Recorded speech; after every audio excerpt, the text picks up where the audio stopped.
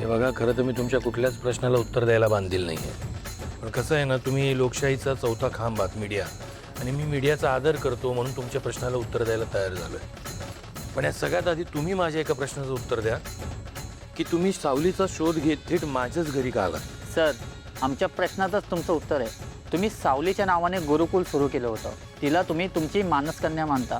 संगीत क्षेत्रात सगळ्यांना माहिती आहे की तुमचा तिच्यावर किती जीव होता ते. याचा अर्थ तुम्हाला नक्कीच माहीत असणार की ती सध्या कुठे आहे ते. ती माझी मुलगी आहे, तिच्या आठवणीत मी गुरुकुल बांधलं, हे खरं आहे. पण तुम्हाला खरं सांगू का, आत्ता ती कुठे आहे हे खरंच मला माहीत नाही. आणि तुम्हाला एक प्रेमाचा सल्ला देऊ, तुम्ही का त्या भैरवी वजेच्या नादी लागताय?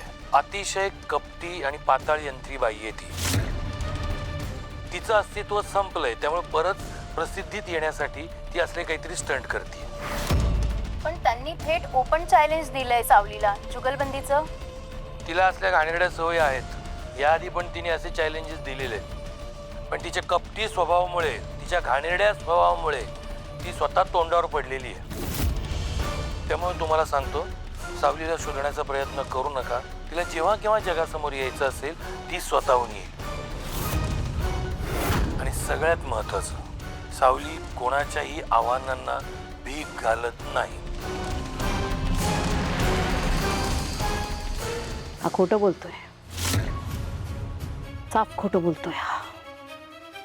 याला माहिती आहे सावली कुठे आहे ते. नाटक करतोय हा, नाटक. I think I should pay him a visit. हा राजकुमार, हां हां, तुम्ही भेटा ना, काहीच प्रॉब्लेम नाही. नाही, मी नाही येणार. ते काय, आमच्यामध्ये अजून काही मित्रत्वाचं नातं निर्माण झालेलं नाही आहे. तो भेटला की मला तो पिसाळलेला कुत्र्या बित्राची काय काय गोष्टी सांगतो. मला ते जमत नाही. नको, तुम्ही जा, जा तुम्ही. कोवर्ट. काही समजा तुम्ही. याचा अर्थ सावली या जगात नाही. अशा ज्या काही अफवा होत्या त्या खोट्या होतात का?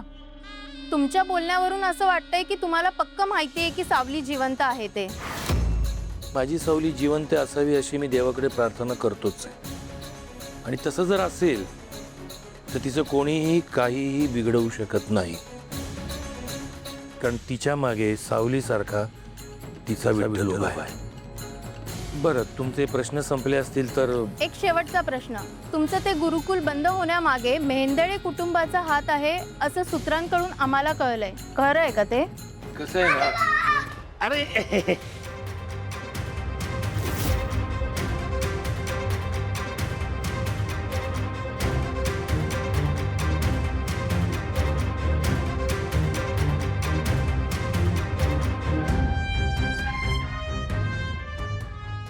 हा कोणाचा मुलगा आहे? हा इथंच राहतो का?